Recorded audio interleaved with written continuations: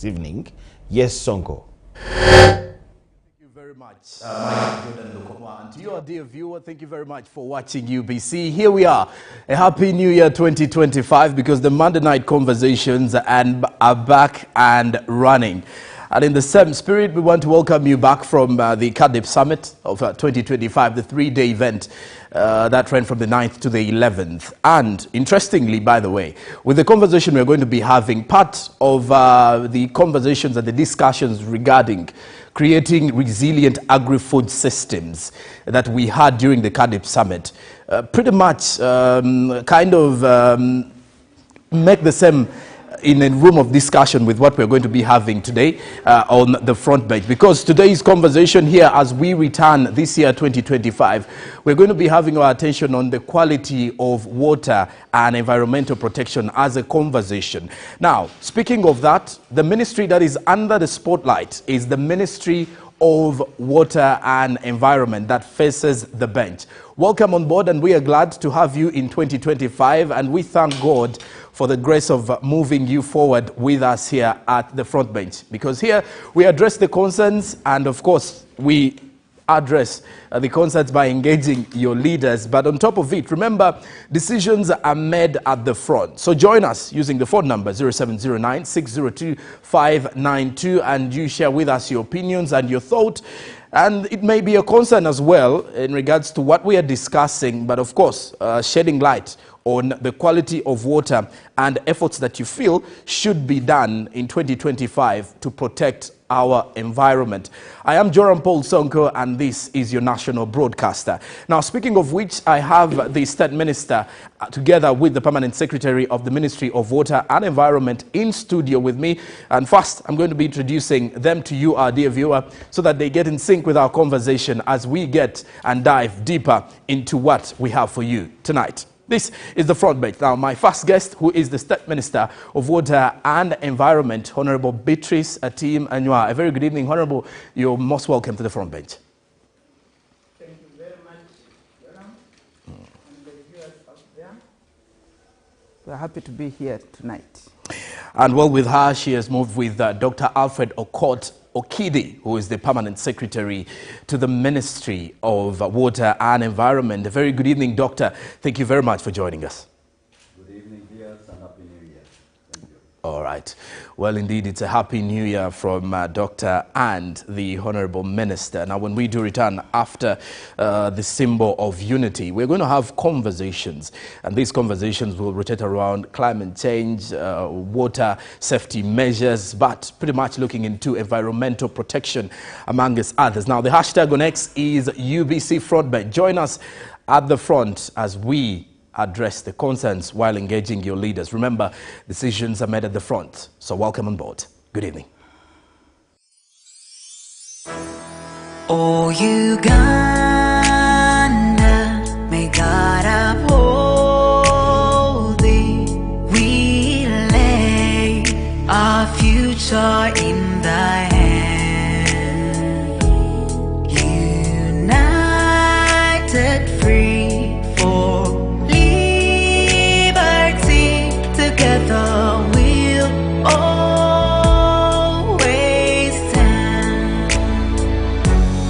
Oh, Uganda, the land of freedom, our love and labor we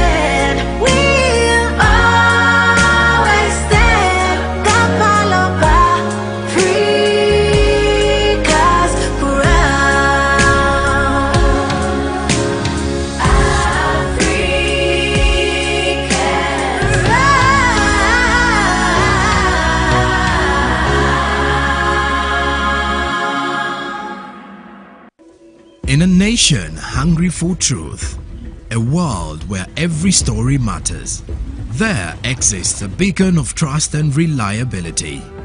For decades, they've been our voice and our window to the world, holding the mirror of our history.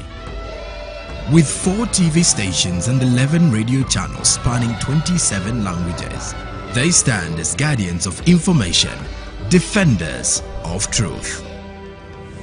With Mascari Heritage Advantage, they uphold every citizen's right to reliable and free information. Their archived stories shaped our past and illuminate our present. Yet now, as new challenges arise and the world evolves, their mission faces its greatest test yet. Be part of our journey and let's navigate the unknown, uncover the untold, and safeguard our future together. Tune into your public broadcaster, for it is the intersection of trust and truth. Because to UBC, your story, every story, and every voice matters. UBC, inspiring Uganda. This is the Front Bench.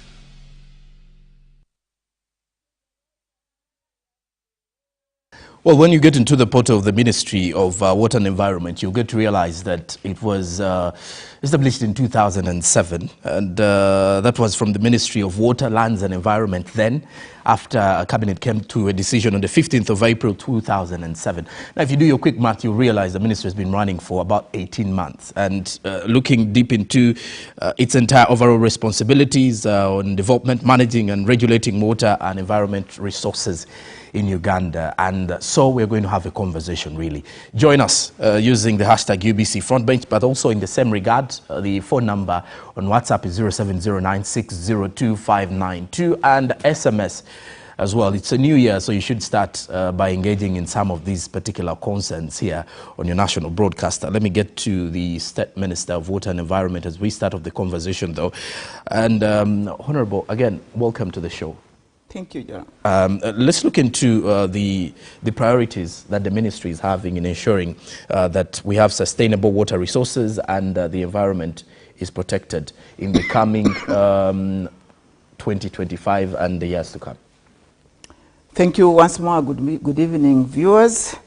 As you are aware, Ministry of Water and Environment is the lead government agency that is responsible for developing and managing and regulating the water resource and the environment.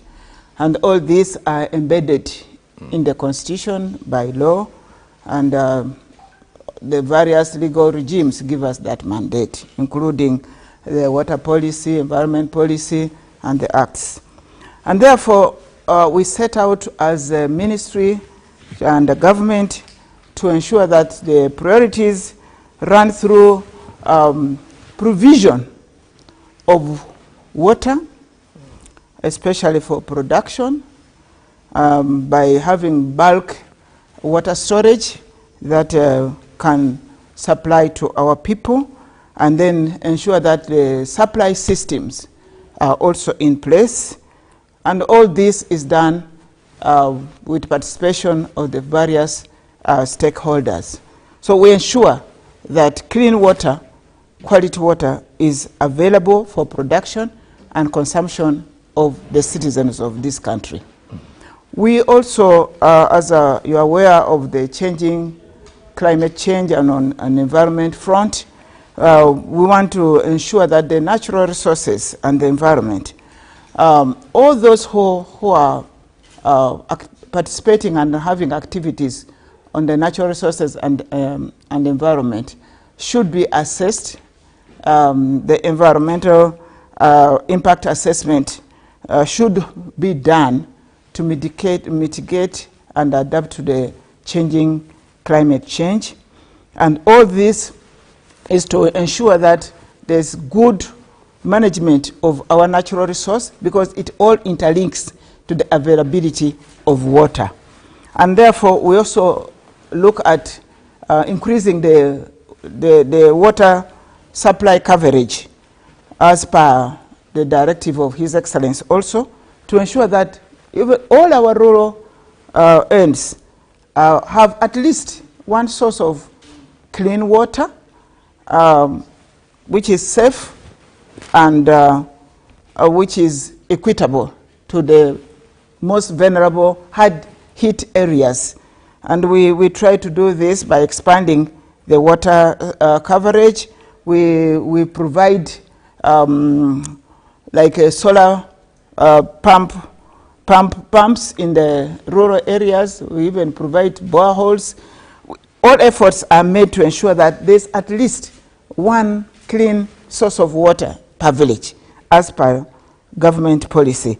And this is one of our undertakings. The solar pumps are very handy, including the gravity flow. We also look at sanitation, and this is also one of our area of concern. We promote hand washing mechanism with the soap so that the hygiene, and we partner also with the other people to ensure that the sanitation in the country, including national water and sewerage in urban settings, is also part of our undertakings. We look at ensuring that water reaches where it is needed most. I have mentioned the hard hit areas, but now you know that as a growing country, we have industrial parks upcoming, and our investors need water. So we are looking at the commercial part of it also to ensure that water is available to such places, the cities, in the urban settings. All this is undertaken. We also look at how to sustain the environment, because as I said before, water is linked to sustainable environment.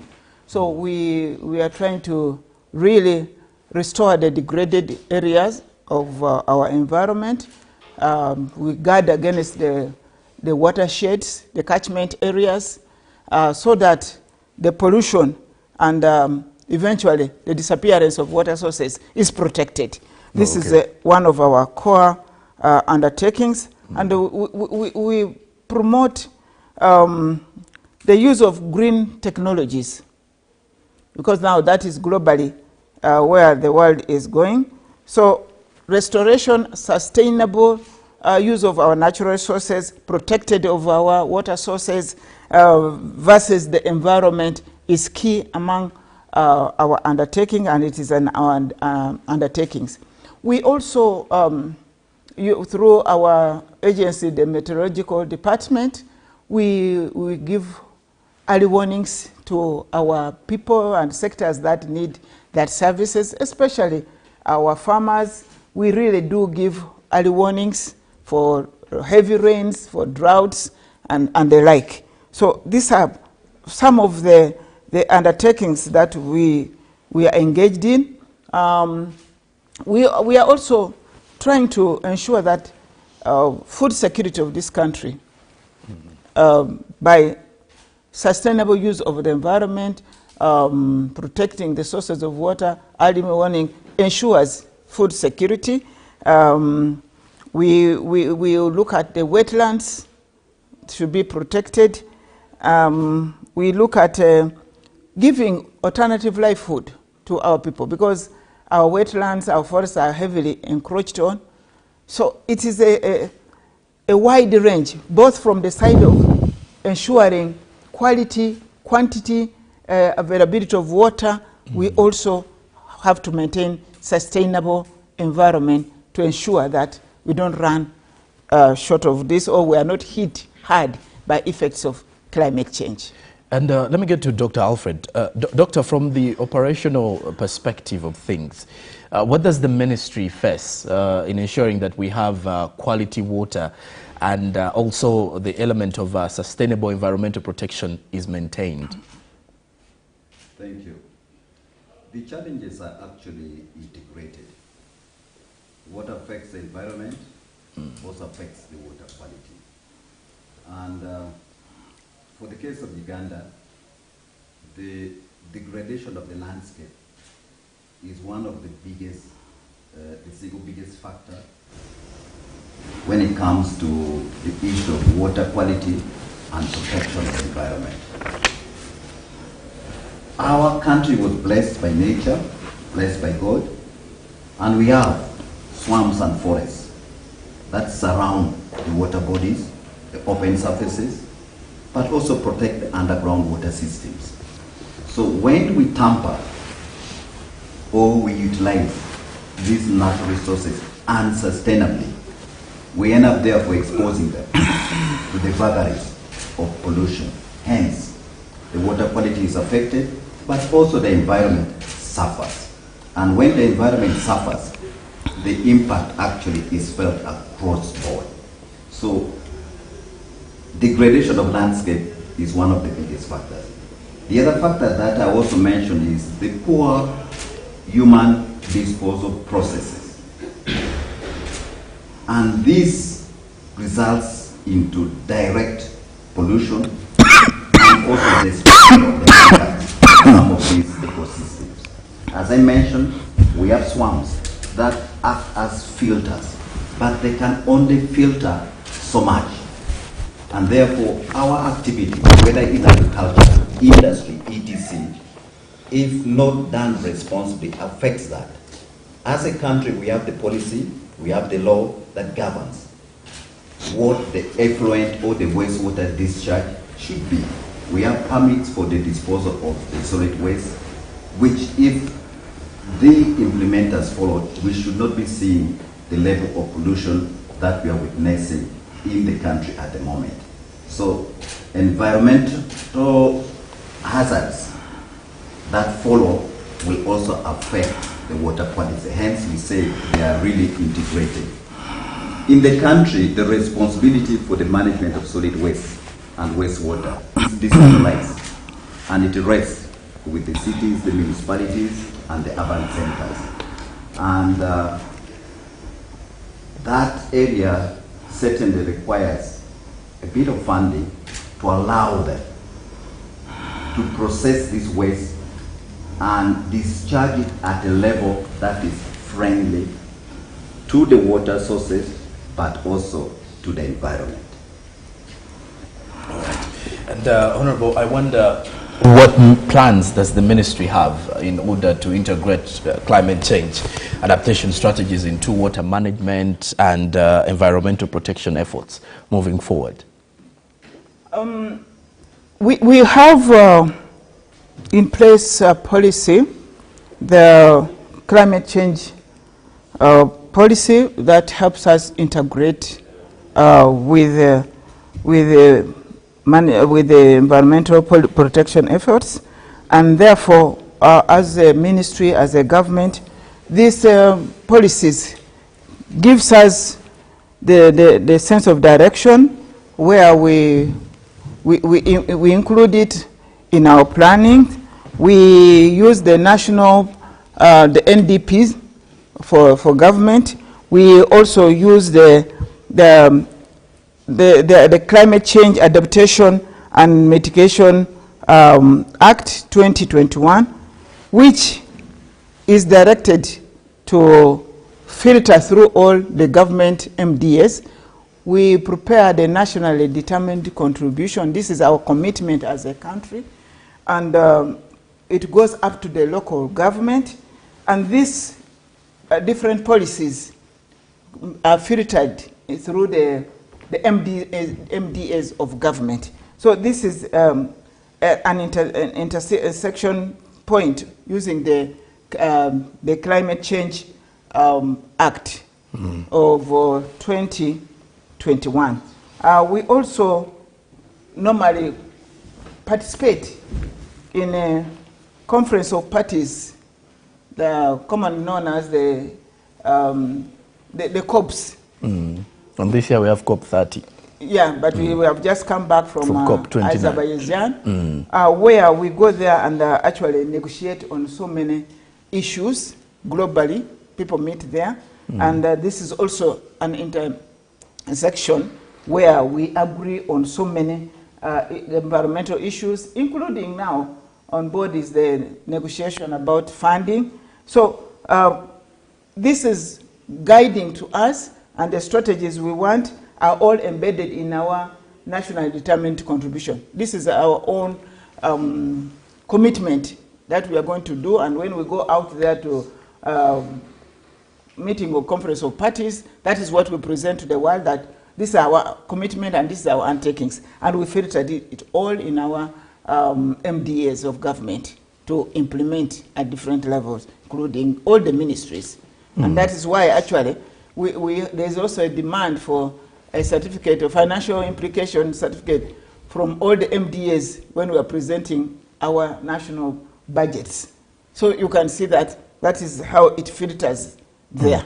Yeah. And before I move to the PS, I would also want you to help me understand this, Honorable Minister, on the issue of the engaging with international organizations, for example, or the neighboring countries, let's say the East African Community member states, to address regional water issues and cross-border environmental protection. What efforts have you done towards that?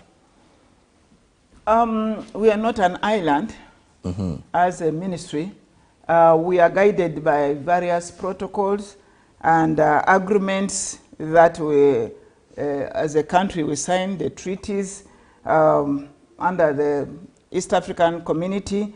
We have those which guides us, and we have understanding and engagement around the Lake Victoria Basin Commission, which is already established in the East African Community. We have the Nile Basin Initiative. We have the African Union, where the ministers of council they meet and discuss the issues of water and environment. We have the IGAD, they have the United Nations. So these are the grounds or areas of our engagement with the international organization.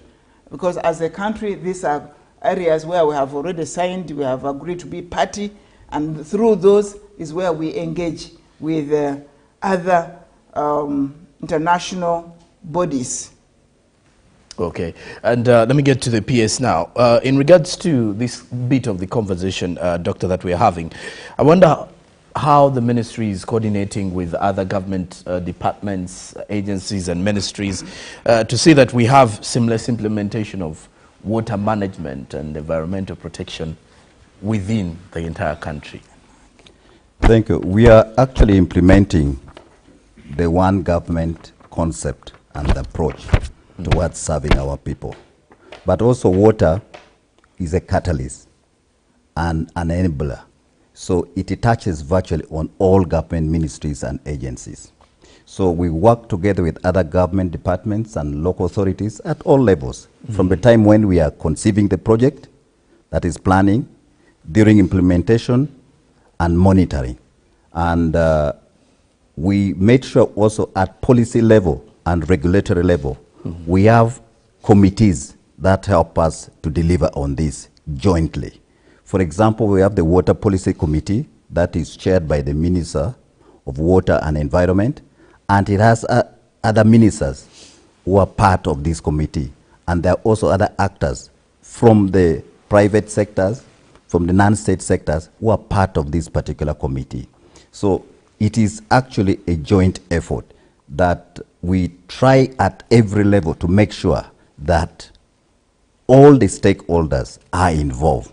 And as I mentioned, in some of our legislation, we actually make sure that this is actually embedded. At project level, we go even further. We have what we call steering committees, and these steering committees is jointly chaired. It is not just the ministry that chairs it at the level of, say, permanent secretary. I can have a colleague permanent secretary who co-chairs, so that we all get involved in the implementation of these projects. But also government has introduced the program working groups under NDP. And this is actually working very well. In our program working group, I have the Minister of Lands, Housing and Urban Development, the Office of the Prime Minister, the Minister of Finance, development partners, and other civil society organizations that are actually part and parcel of our program working group. So really, we work together. And then when we go down to the local level, we have what we call the catchment management committees and the micro catchments. And this, we also make sure that the local government, together with the other leaders in the area, in the catchment, are part and parcel, and they actually drive the management and the engagement with all these committees. We have gone further, and for the side of climate change, we have actually started. We now have in a few districts what we call the Parish Climate Change Committee, which is working directly with the local governments with the intention that the interventions around climate change should benefit the person at the lowest level possible. So really, we make sure that we do that across all our projects. Okay. When we do return after the break, I do have some comments coming through on WhatsApp here, and my two guests will be able to respond to some of those. And you can as well keep the conversations going online using the hashtag UBC Frontbench, that is on X. And then WhatsApp is 0709 602592, the same number that you're seeing on your screen. And of course, during the conversation, you get to also realize and observe that we've been showing you some bits of what the Ministry of Water and Environment has been able to achieve, or amongst the other things that they are doing within the country. And that is all over the various districts to ensure that there is access to quality water. And this quality water should be safe for all of us. And then that there are also efforts to ensure that we have the environment well protected. The comments are coming through after the break. We will be discussing more of that. Keep it here. This is the Front Bench. Fellow countrymen and women, these are our ministers and permanent secretaries at the front bench, representing the various ministries and answering the questions that matter to us. Join the conversation. This is the front bench. In a nation hungry for truth, a world where every story matters, there exists a beacon of trust and reliability. For decades, they've been our voice and our window to the world, holding the mirror of our history. With 4 TV stations and 11 radio channels spanning 27 languages, they stand as guardians of information, defenders of truth. With Mascari Heritage Advantage, they uphold every citizen's right to reliable and free information. Their archived stories shaped our past and illuminate our present. Yet now, as new challenges arise and the world evolves, their mission faces its greatest test yet. Be part of our journey and let's navigate the unknown, uncover the untold, and safeguard our future together. Tune into your public broadcaster, for it is the intersection of trust and truth. Because to UBC, your story, and every voice matters. UBC, inspiring Uganda.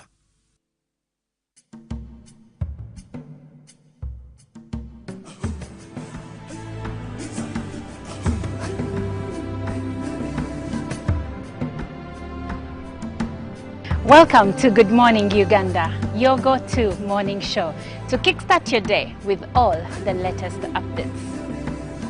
Let's dive deep into issues that matter most to you. In a world of stories waiting to be told, the headlines are your guide.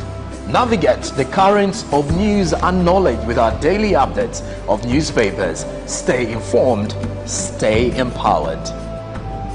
From the roar of the crowd to the thunder of victory, witness the drama unfold with our sports updates.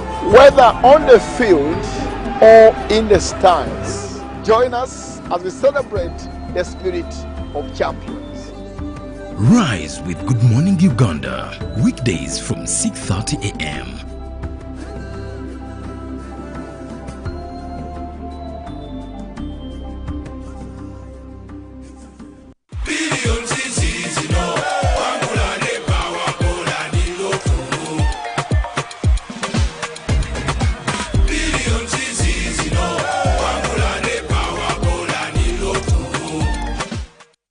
Here's your chance to win school fees for your child for a whole year. Just pay school fees using Momo.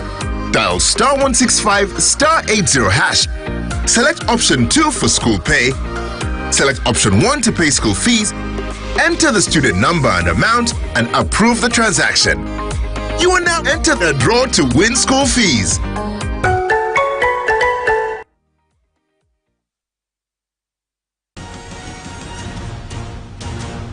This is the Front Bench.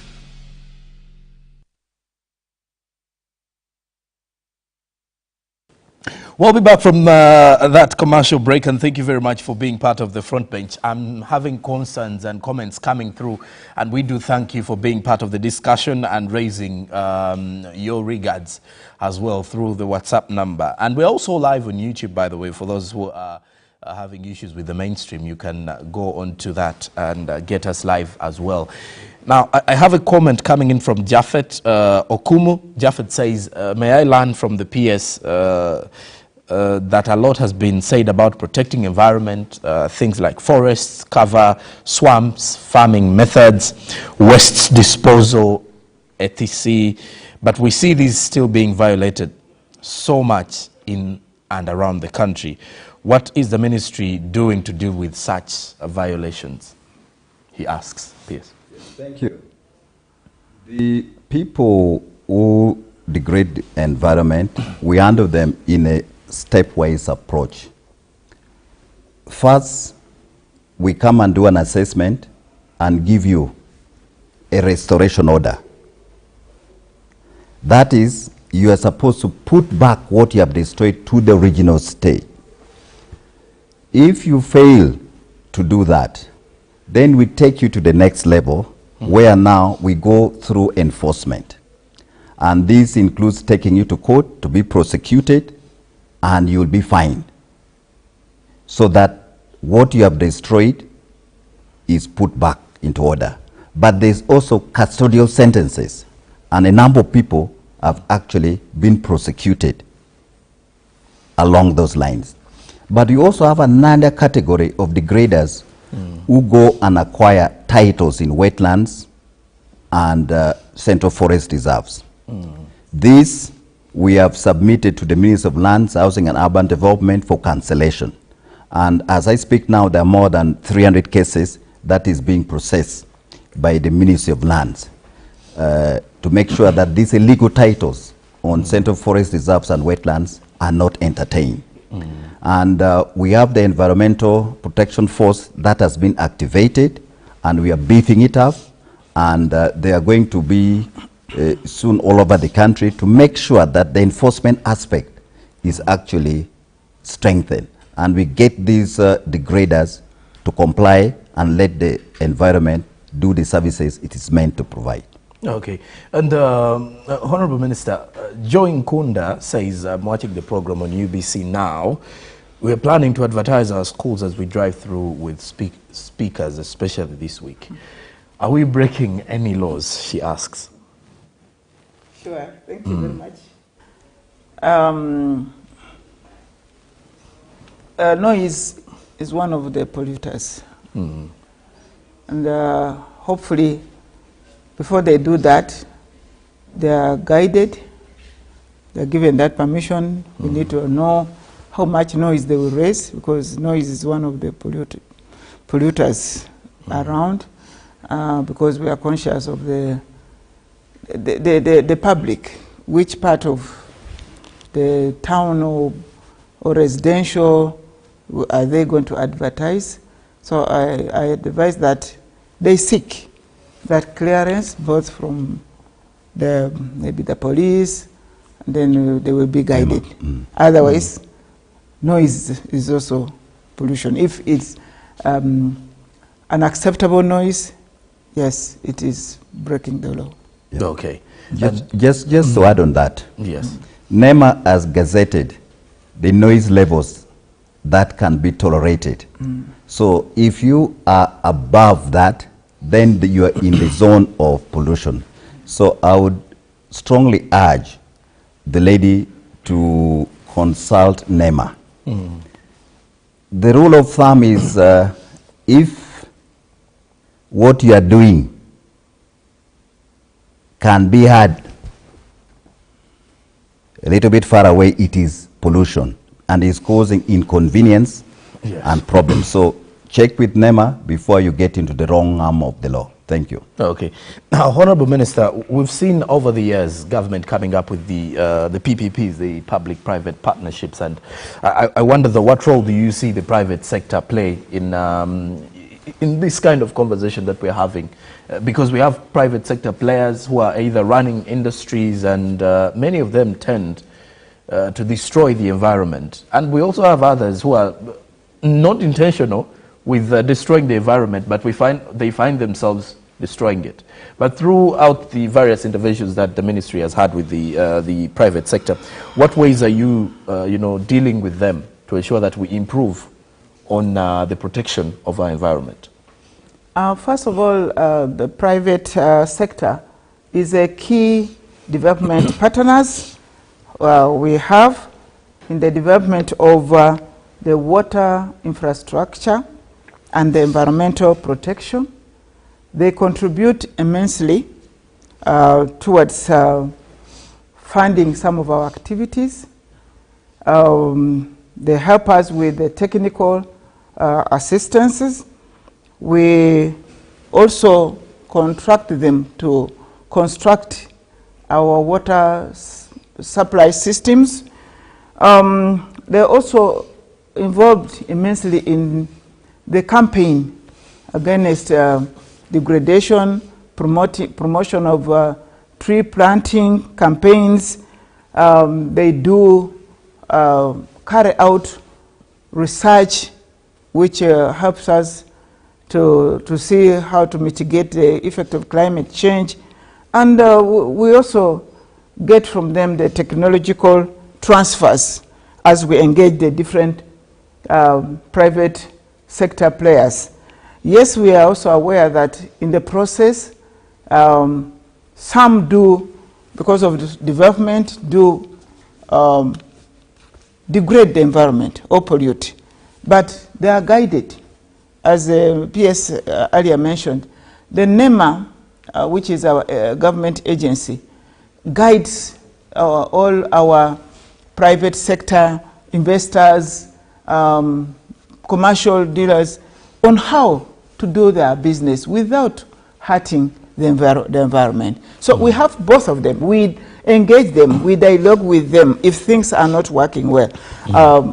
We really get with them most of the time on good side, and if they're on this bad side also, we sit and discuss and let them know that the path they have taken, the activities they are doing is hurting the environment. And more often, they have to listen, because most of them they have the business mind, and if really you don't answer to the environmental conservation, then the business and the very customers of yours are hurt. So we really take the private government partnership very seriously, because it is actually core in the protection of the environment as well as the development of the water infrastructure. Okay. And Dr. Alfred, let's look into the efforts that the ministry has towards enforcing and monitoring the issue to do with water quality standards, and in case of any violations, what does the ministry do to ensure that this runs effectively? The first step that we do is we actually issue the water abstraction and the waste disposal permits, so that and they come with conditions, and this guides how the resource can be exploited and how the waste can be safely managed and disposed. And the ministry has the National Reference Water Quality Laboratory, together with 5 other regional laboratories. And this laboratory is actually on a random basis goes and collects samples and does the analysis to ensure that the quality of the raw water and the quality of the treated water, the quality of the water that people take into their homes are as per our standards. So that is done by the Water Quality Management Department. But in addition, we have the legislation. If you look at the National Environment Act, the Water Act, that has conditions and provides also guidance how you can manage water as a resource, but also water as a use resource, which is actually the wastewater. We have had actually very interesting pilot with a number of industries. I think about 14 industries around Kampala. And we started what we call compliance training, because industries have effluents that they discharge. And if they are not handled well, they pollute our water sources. And we gave them training which required them to provide some minimum investments into their processes. And they complied. Now they are meeting the effluent standards. And within less than 2 years, nearly all of them had recovered the costs, because the savings that they are now registering is actually huge. So compliance training is also the other aspect that we are now rolling to make sure that we get especially the people involved in the processing and the manufacturing processes do comply. Okay.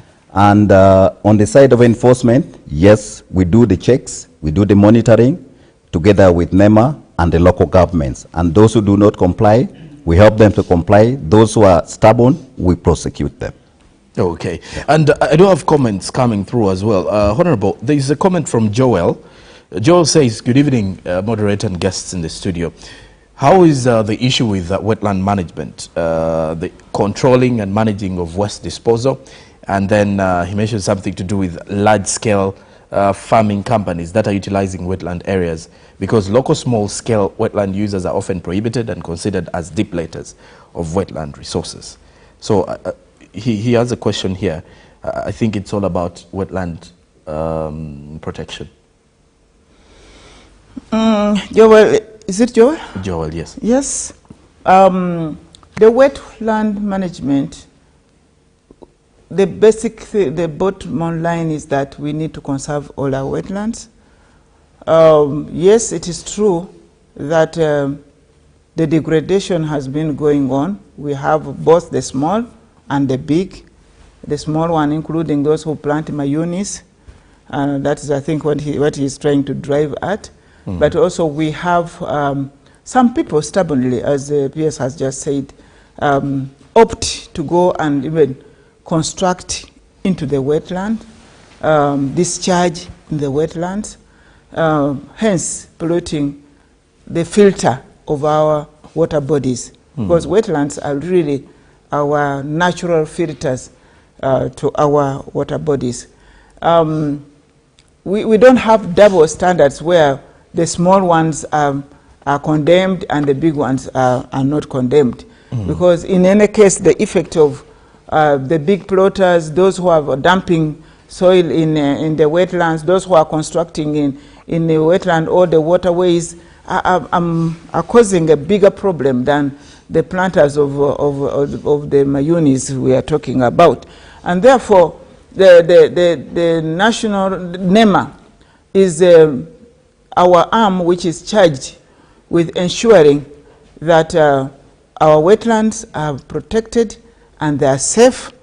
More often, those who are caught, like the investors, whatever, we impound the machines, whatever they are using. We ask them to restore. We have cases in courts of law after really the process of prosecuting them, and indeed including the small ones.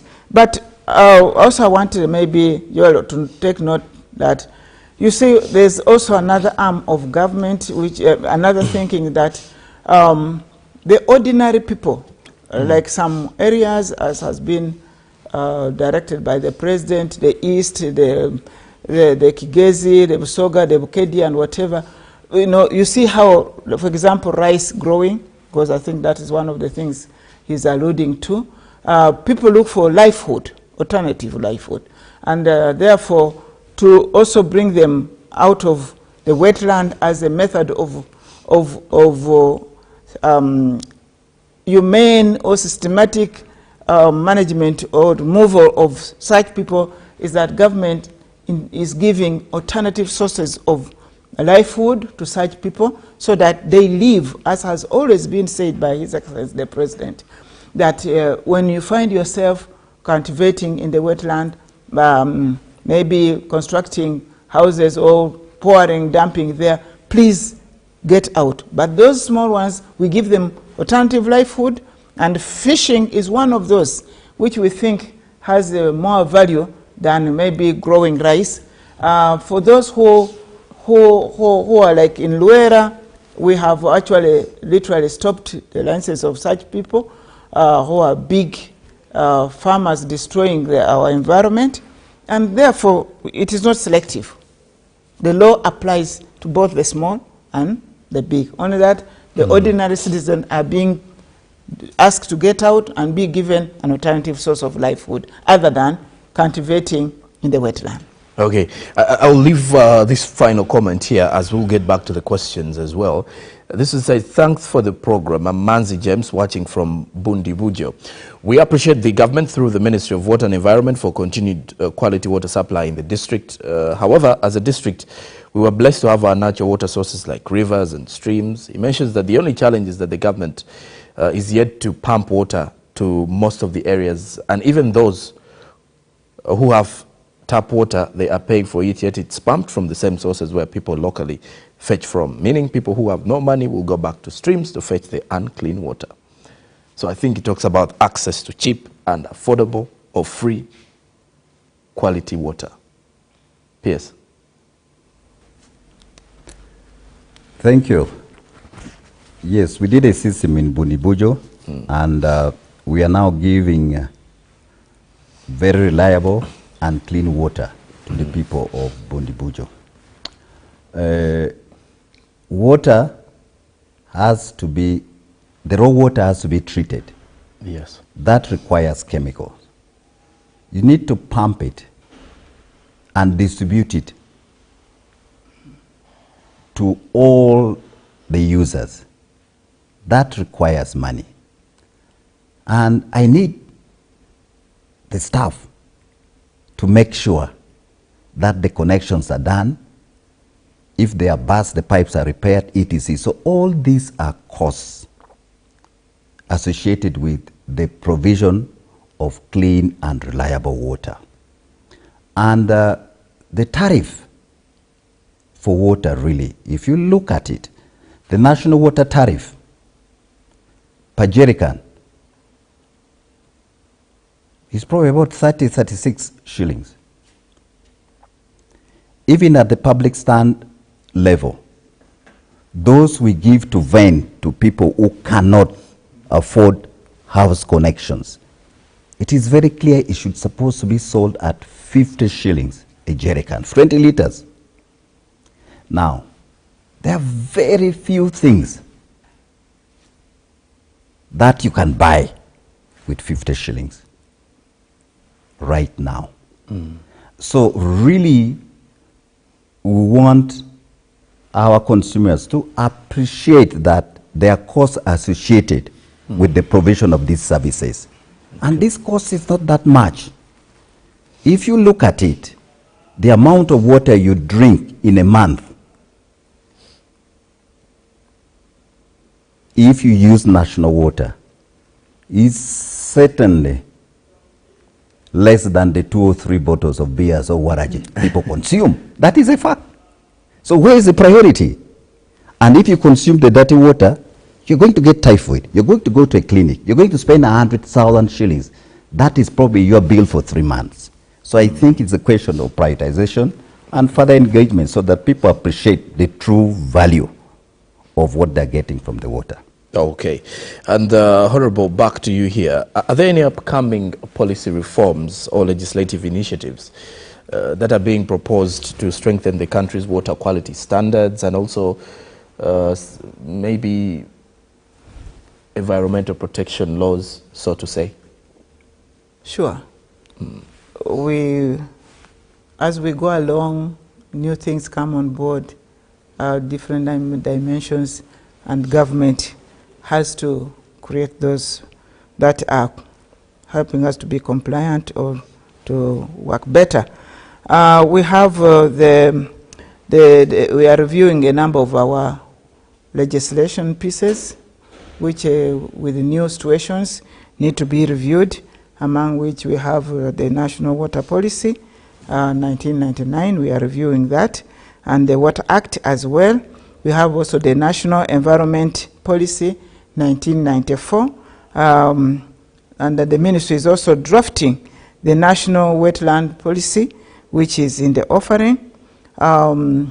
We are also, we passed the Climate Change Act.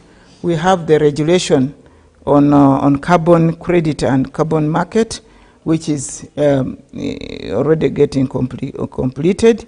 We also have the Environment Act Cap 181 being reviewed, so that in the near future we should have a total ban to single-use caveras.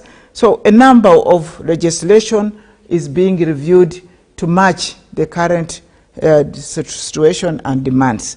So those are the few which we think is under consideration right now. Okay, and I wonder, PS, to help me understand the issue of capacity building within the Ministry of Water and Environment. I wonder, Doctor, the initiatives that are in place to build the technical and managerial capacity within the ministry, the local authorities, to address water and environmental related issues. Thank you. The ministry actually has quite a number of initiatives that we have rolled to ensure that the capacity of all players in the chain of water supply is enhanced, together with that of the environment. We have the Water Resources Institute, where different sector professionals are trained in various skills, managerial and technical. We also have another scheme which we call the mentorship scheme. This is a scheme where we specifically target young professionals and we attach them to seasoned mentors within the ministry so that they groom them to become leaders. We have expanded that, and we have also gotten now partners, people like the United Nations High Commission for Refugees, Davis and Shatliff, just to mention a few, who are also now taking these young people from the university and mentoring them, giving them the kind of skills that ordinarily you will not get in a university setting. And these have actually become very formidable people in the private sector or in the institutions where they've been mentored. The UNHCR actually confessed to us that it has resulted into them reducing the costs of their manpower, because now they have local people that are competent and are running with the job instead of relying on experts. But beyond that, we also have what we call the retired professional scheme. These are people with vast knowledge within the water and the environment sector. These are knowledge that is acquired with time. So we have created a pool for them, and we provided through the normal procurement process for them so that they help support the team, the young team in the ministry, using their vast knowledge. But at the local government level, we have committees that we have trained. We have pump mechanics that we have trained. Wherever we have a borewell, for example, there is a pump mechanic that we have trained to manage those facilities on behalf of the ministry, but also to quicken the response time. So for us, capacity building is real time, always part of us. We also have online programs that we are developing so that now, at any given time, some of the people who are in dispersed environments can access some of this material for training. Okay. And Honorable Minister, let me head to you on the issues to do with the challenges that the ministry is facing. Because we've looked at quite a number of things here, but we don't know from your side of things how hard is the situation for the ministry in regards to achieving long-term sustainability in water quality, water safety, and environmental protection. Yes, so much is expected of us, but the challenges are enormous. Okay. The biggest challenge, really, we have challenges with funding. As you have heard us enumerate the activities we do, it needs funding. We don't have enough funding, and more often, even the little which we have budgeted for, we suffer from budget cuts, and that has always set us back. We have to ensure that our environment is protected and services for water is extended, but the budget is not enough. We also have problems with increased degradation of our water catchment areas, and it increases the pollution and hence the cost of getting clean and quantity water to our people, to the citizens of this country. We have people who are really encroaching on the river banks, lake shores, including in the water bodies. You heard that even people have titles in the lakes. So these are big challenges for us, because we need to ensure that our water sources are safe, protected to give us supply. We have water, air, and actually soil pollution. We have just talked about the noise, which is a big challenge, is widespread. We have problems with people who just dispose waste, including plastics, all over.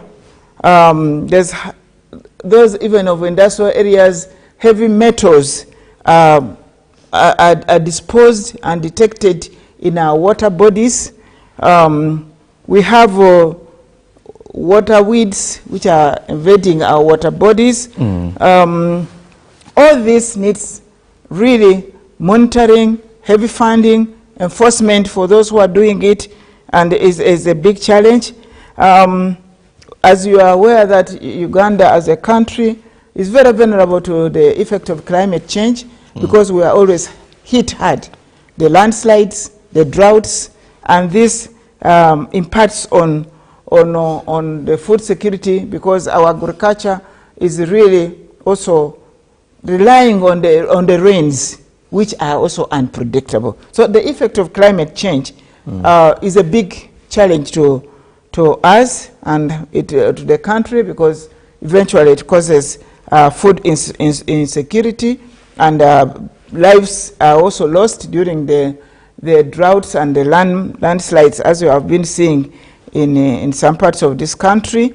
And we have also shortages of raw materials, because they are also hit. Another challenge we have is how to restore our wetlands, because they are greatly degraded. The conservation efforts, we are constrained. You might be aware that we don't have enough manpower to run around the country. The enforcement arm is still limited, because to have the manpower, you must have the funding to facilitate them. So this is also a challenge. The laws, as I said, we are reviewing some of this. The laws in place sometimes are not stringent enough to deter offenders from degrading our environment, and therefore these are some of the challenges that we want stringent laws in place to not to have business as usual. At least those who are caught should be dealt with accordingly. We have a lot of unplanned upcoming urban developments. Okay. Every now and then, I can call it urban slums are coming up, and it has multiple effect on the water needs and then the protection of the environment. Once an area is like a slum, not organized, it has a great impact. These are some of our big challenges. Oh, okay. And then agricultural practices that our people sometimes are using, especially, let's say, in mountainous areas, is a big challenge. We advise, but you find that people are still doing that old method of cultivation. So agricultural methods which are being applied is a challenge. Okay, and in the parting shots, I'll start with the Permanent Secretary of the Ministry of Water and Environment. And Dr. Alfred, I would like to hear something in regards to, in your parting shots, what the ministry is doing to ensure that water usage and environmental protection initiatives are sustainable in the long run, with the fact that we are having population growth and non-rapid industrialization. If in your parting shots you can help us understand more of that. Okay. As a ministry, let me start with the environment. We have put in place the 10-year plan for restoration of environment, which is very comprehensive, and it was put together with all stakeholders, government, non-government, lay leaders, religious leaders, cultural leaders, everybody was involved. So we have that plan, and we are now at the phase of the implementation. And that is a framework that is going to help us manage the side of the environment. On the side of climate change, as the minister has already mentioned, we have the policy, we have the act, but we also have the long-term strategy for climate change management in this country, which is nearing completion. So that is also an instrument that we have developed holistically, and we have involved all the stakeholders. When it comes to water, conservation is paramount. So we are actually developing the catchment management plans, and to date, I think 70% of the catchment have plans regarding their management. And we believe in the next 2 years or so, we should get to 100%, so that we have the framework for the management and monitoring of our environment and water resources, but also what developments can take place in those particular areas. The issues of water, the issue of environment, the issue of pollution is not government alone. It is everyone's responsibility. So I call upon citizens and all those who live in this country to act responsibly and let us coexist with nature and develop. Thank you. And thank you very much. And Honorable Minister, in your parting shots, I would like you to just mention something about carbon credit a little bit, and then we can wind up with the discussion. Wow, I thought you would want to hear about how we are trying to address the challenges I mentioned. Only if you can give me two, because we are out of time. Surely, I know. With fundings, really, we're getting all avenues to have bankable project proposals that can earn money. And then one of them is maybe the carbon credit I will wind up with, and then engaging the Ministry of Finance to increase on that. But also, we have been able to have the Wetland Gazette, the atlas which is there, because most people will say, where is the boundary? So we are trying to put the boundaries so that it's clearly visible. But lastly on that one, we are looking at having environmental courts that can quickly deal with the issues of degradation, degraders and polluters of this world. That is one of them. But on the other side, as you said on carbon credit, yes, carbon credit and carbon market is one of I don't know what to call it, cash cow, or one of an area which is not very much understood, is a bit technical, but in the layman's language is that the environment is being, I'm just talking in a layman's language, that when we pollute the environment, carbon dioxide, greenhouse gases come and rise, and they're the ones which destabilizes our environment, causing the effect of climate change. Now, we mentioned much earlier that we go into conferences of parties to discuss a number of things. Now, it was realized that indeed, because of the activities, human activities, industrialization, growth and population and the rest of it, a number of issues give rise to greenhouse gases, which is like a warm air I'm just talking really in the layman's language to understand, my viewers to understand. The warm carbon dioxide, which raises from our activities, goes in the atmosphere and is the one causing destabilization of the weather patterns, and we are suffering. Now, after the discussion at a conference of parties, we are saying, what do we do? People must make efforts to reduce on those greenhouse gases, and that is why we mentioned that as a country we have national determined contribution. In that one we have said, how are we going to help reduce the rising warmth that is destabilizing? But along the side of that one, we have already a way forward that those who make efforts to reduce the temperatures should be funded. And those who use technologies that does not raise the warmth, the greenhouse gas. If you are using, for example, instead of using, let's say, charcoal, which is emitting so much, you are supposed also to be paid. Now that one is now termed as a commodity, the carbon credit.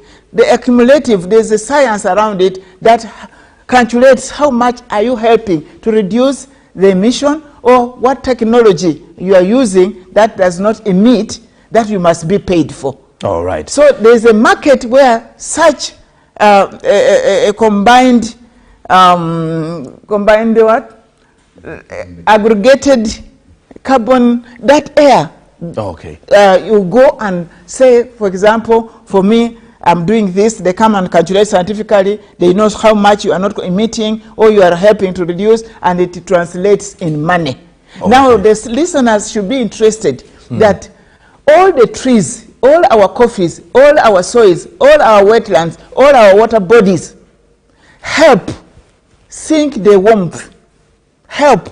And as a country, Uganda, that is accumulatively what we calculate. How much are we reducing? We don't emit so much like the industrialized countries. Instead, we are helping. How much are we paid? And as a country, as we are paid, how much is you, listeners, the farmer, paid for your mangoes, for your coffee, for your land, for your... Honorable, and there you have it for the show, and we've overrun, I should say, but of course, we shall be leaving you with a little bit of the homework to go and learn more about carbon credit, because it does look like an interesting bit of something that you need to follow up. My two guests this very evening have been the Honorable State Minister of Water and Environment, this Honorable Beatrice Ati-Manywa. Thank you very much, Honorable, for being part of... the only mother of the tree. The only mother of the tree. Thank you very much for being part of the conversation, Honorable. And with her, she has moved with the Permanent Secretary, Dr. Alfred Okot Okidi. Thank you very much, Doctor, for being with us this very evening. And to you, our dear viewer, for being part of the conversation, sharing your feedback and your concerns as well.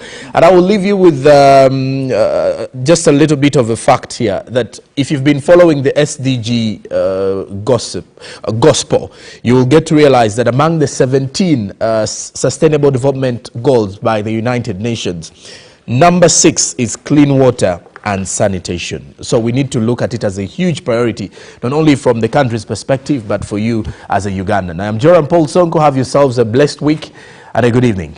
Thank you. Oh, Uganda.